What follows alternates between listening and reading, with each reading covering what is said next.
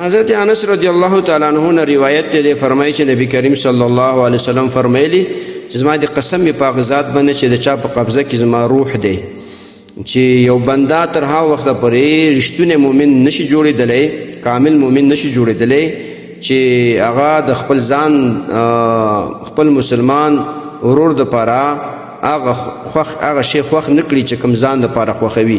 د دې حدیث روایت صحیح بخاري او صحیح مسلم کړی دی.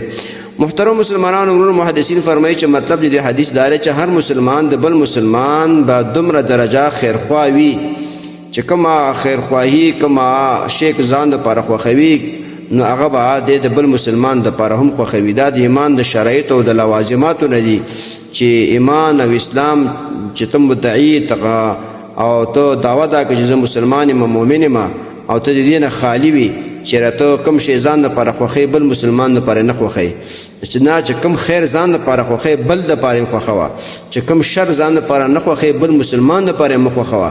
دا نه چې یو شر نه ځان بچ کړي بل مسلمان پکې وراچي، یو شی ځان دپاره خوښوي د بل مسلمان دپاره نه خوښوي. نه، چې کوم خیر ځان دپاره غواړي بل مسلمان دپاره هم هغه خیر غواړه، چې کوم شر نه ځان بچ کړي بل مسلمان هم د هغه شر نه بچ کوه. دا د مؤمن صفت دی، دا د مسلمان صفت دی چې هغه به کوم شی ځان دپاره خوښوي بل مسلمان دپاره هم هغه خوښ کا.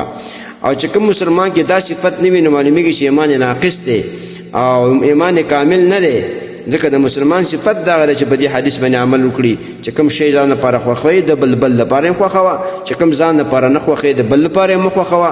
نن سبا د الله موږ مسلمانان معاف کړي، موږ به کوشش دا کوو چې خپل یو تربورو یو خپلوان یو مسلمان ورور په هغه لانجه کې ورواچوو چې ځان لپاره یې نه خوښوو، په هغه مصیبت کې ورواچوو چې ځان لپاره یې نه خوښوو، او چې کوم شی ځان لپاره خوښوو هغه به د خپل ورور مسلمان دپاره تربور دپاره نه خوښوو. لهذا دا د مسلمان صفت نه دی.